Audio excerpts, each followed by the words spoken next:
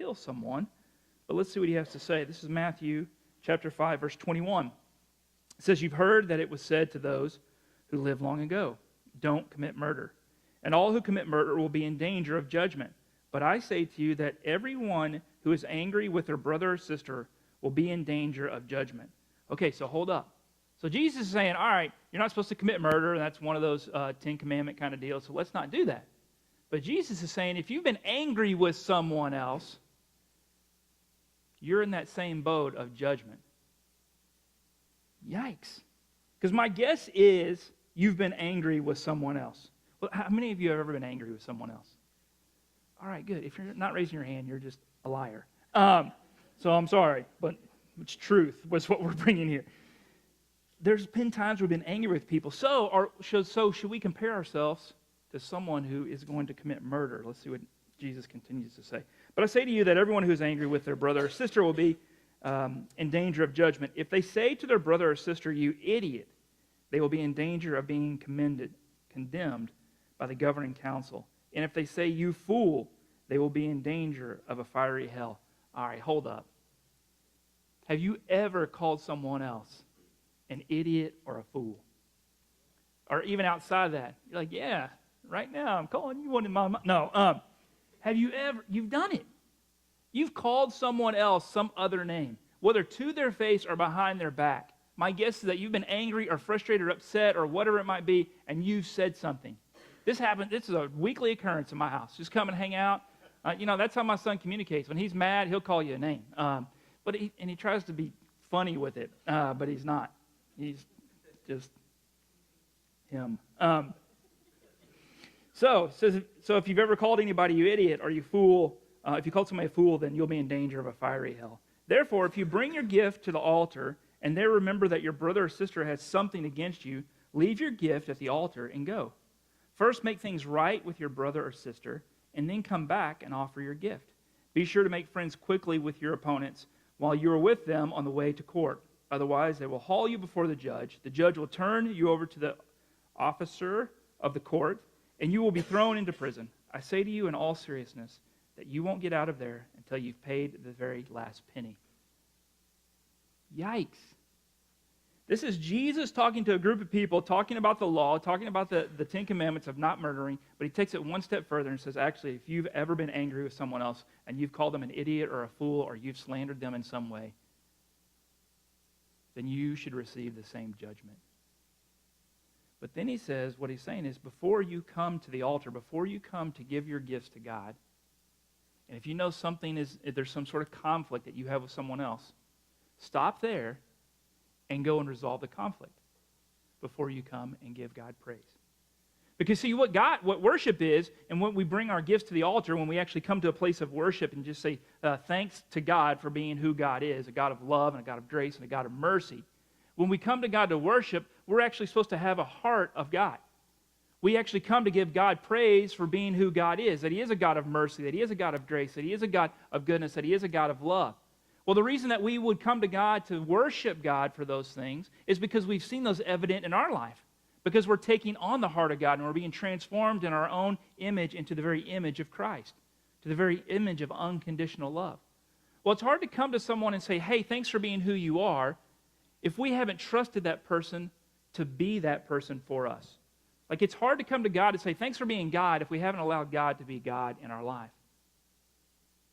There's a really great story in Genesis 4 about Cain and Abel, these two brothers. One was a farmer, Cain was a farmer, Abel was a shepherd. And so what they were going to do, they were going to bring their gifts to God. They were going to bring their gifts, their offering, their tithe to God. And so Cain brought some of his crops to God. And he's like, okay, God, here, I'm just going to give you some of these crops. This is my offering to you. And then Abel brought his part of his flock, but he brought his best flock. The very best of his resources and his work he brought before God. And God said, okay, thanks, guys. Appreciate that. It's awesome. You're giving me praise. You're giving me your offerings. But Abel, I'm really pleased with your offering. Because you just didn't bring a little bit of your work, a little bit of your resources. You brought your very best before me. And God is saying that you recognize who I am, that I'm God, and I deserve the very best of your life. So Abel brought his very best of himself, of his resources before God. Cain didn't. He just brought some. You know what Cain did? He got mad. He got jealous. And he got so angry that he went and killed his brother. Now, it wasn't like Cain was in the just working out in the field one day like, I love to be a farmer. What a beautiful day. I think I'm going to take the day off and go take my brother's life away. And sing this little song when he's out in the field. It's not like you had this immediate response, like I'm just doing my thing and I'm going to go kill someone, I'm going to go murder them. What happened was Cain got jealous and he had this pride that Abel was actually giving a better gift to God. And the really crazy thing is that Abel didn't do anything. What Abel actually did was what God asked of him, or what Abel's life, in a sense, was a response of who God was in his life. And so Abel brought his best part of himself to God, and Cain was mad at Abel for that because God was pleased. So instead of Cain being mad at God, or even more specifically, Cain being mad at himself for not bringing the best part of himself and giving that and offering that to God, he gets mad at Abel. And so this anger festers up in him, and this pride festers up in him, and it builds up to the point where he kills his brother. All of that because Cain didn't recognize the holiness of God. See, it wasn't Abel's issue. It was Cain's, the conflict that was happening there. Cain wasn't willing to give his best to God, and because of that, it brought about this pride in himself that led him to murder someone else. So conflict has the opportunity or the ability to obviously connect us, but it also has the ability to destroy us. When I was in college, I used to play Nintendo with my buddies, along with studying and doing all those other things. People who are younger and going to college do those things. But in the off time and downtime, we would play a lot of Nintendo. And back in those days, you had Duck Hunt, Excite Bike, and Mario, and so you would have these competitions. Punch Out, that was a big one. You're punching out some guys. So we would have these competitions, and we would battle. It was like 2D stuff. We had tennis, and we had soccer. It was like one little dude on a field, and it's kind of 2D, and it was total lame-o. But for us, it was awesome. And so you're playing this little soccer game. Well, we would talk trash a lot. Well, one of my buddies, Travis, he was my roommate, he would often say, Proverbs 16:18, Proverbs 16:18. When he would say that, that was always when he was losing and when I would be talking trash. Proverbs 16:18 says, pride comes before destruction, arrogance before a fall. And so that was what he would trash talk using the Bible. He'd be like, Proverbs 16:18, like, you can be all prideful, but I'm about to destroy you. You can have this arrogance, but you're about to fall on the Nintendo soccer field or Excite Bike or Duck Hunt or whatever it was. That was his thing. But it is so true. Proverbs speaks a lot. The Proverbs, which is a book in the Bible, it's kind of in the center. You can go check it out sometimes. It's all these bits and pieces of great wisdom. And many of those actually talk about pride and how pride brings about destruction and arrogance brings about a fall. And it did for Cain as well. You see, pride is what leads us to somehow think that we're better than other people, that our way is most right, that we deserved to win the argument or the conflict that we're in.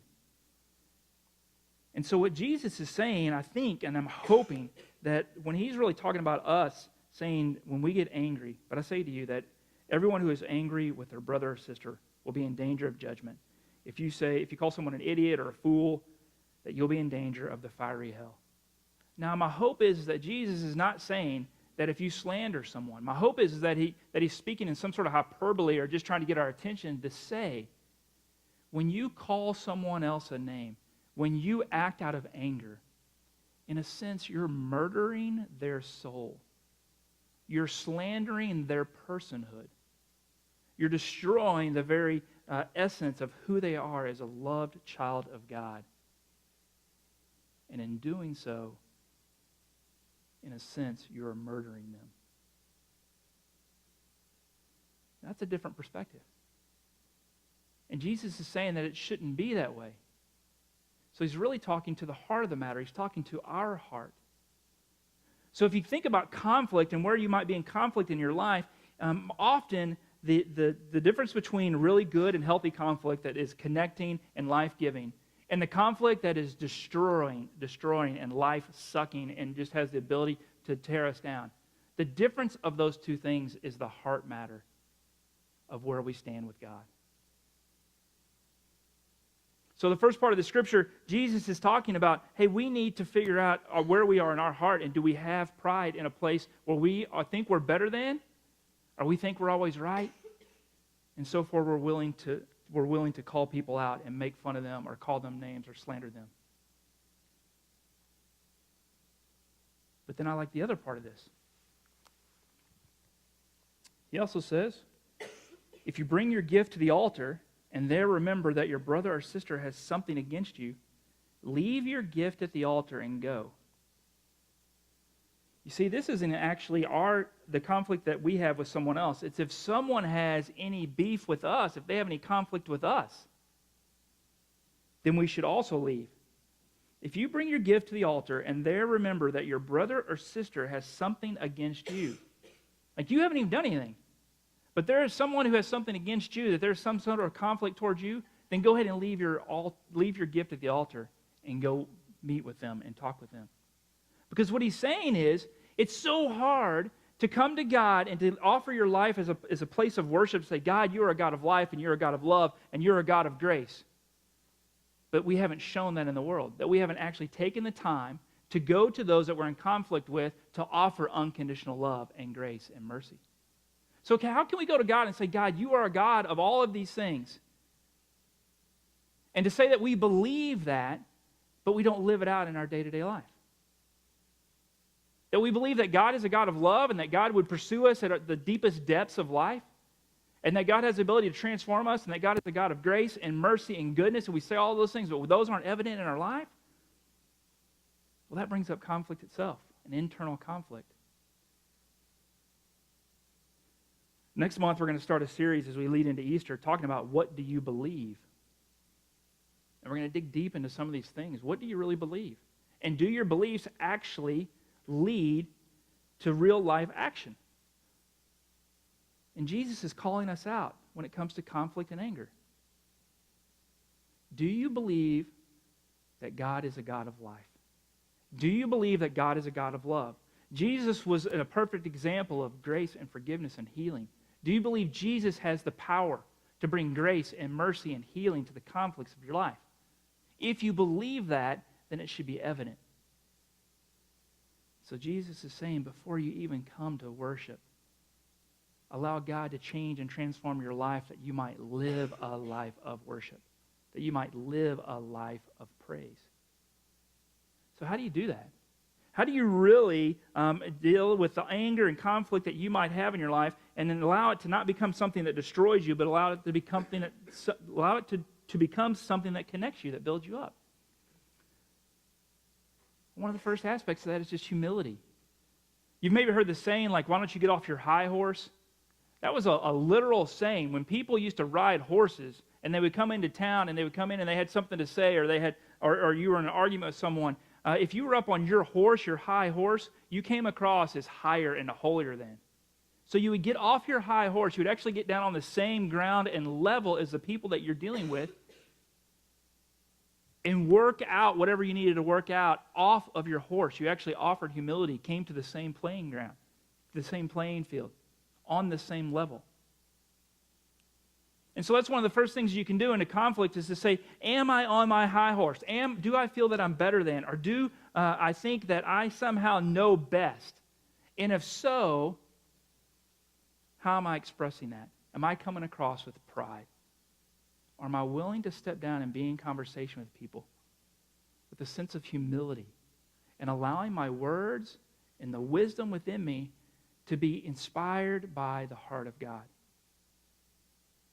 And so out of humility, in the midst of a conflict, am I looking for resolution? Like Ronald Reagan said, peace is not the absence of conflict, but it's dealing with conflict with peaceful means. Am I coming to people with a sense of peace and a sense of humility, with a sense of unconditional love when it comes to conflict? So take just a minute. Take 30 seconds. Think about a conflict that you have with someone else. Think about whatever that conflict might be. Now, as you're thinking about that conflict, consider the question, do I have any pride in the midst of this conflict?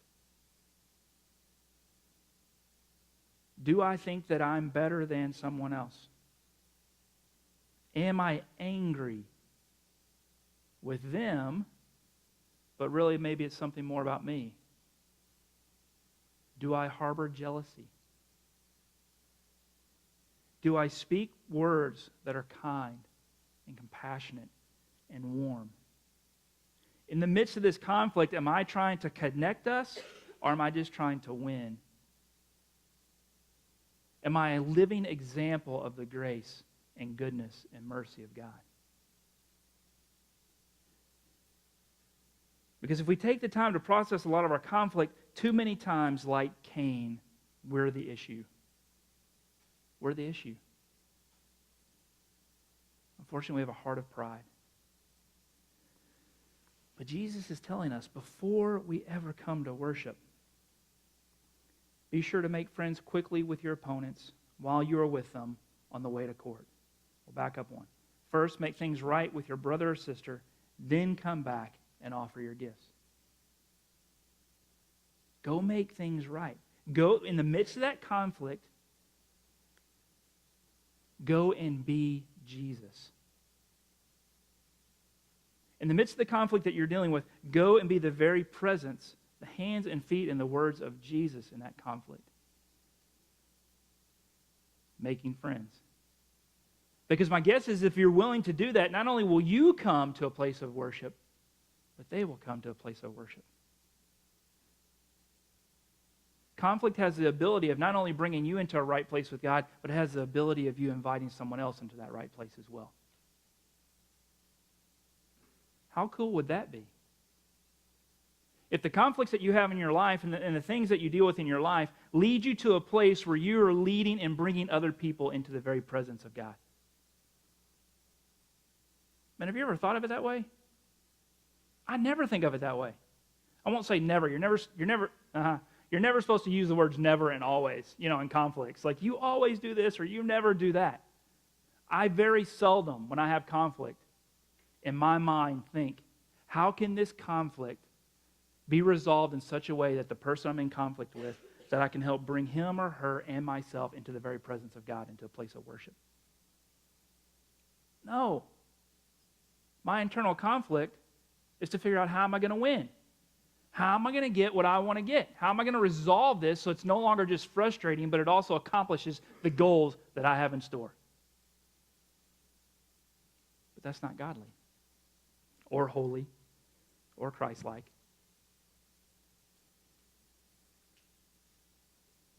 So Jesus is saying,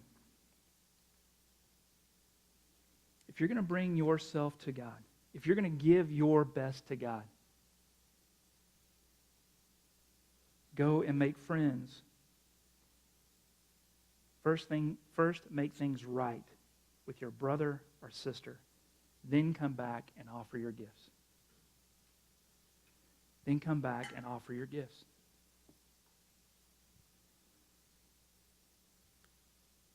So take just a minute. We're going to close in prayer. I want you just to consider where you are in conflict. Conflict can be a really great part of your story in your life if you allow Christ to be at the center of it. If you allow Jesus to be at the very forefront of that conflict. It can help connect, and it can help build, and it can just help make you stronger and better. It can connect us to God, and it can connect us to each other. So I'll take a minute just in silent prayer. And if there is some sort of conflict that you have in your life that is obviously bringing some sort of destruction, if it's bringing some sort of brokenness, if it's bringing some sort of divide between you and someone else, or maybe it's just an internal conflict that you have with God and it's dividing that relationship, just in a moment of prayer, I want to invite you to invite Christ into those places.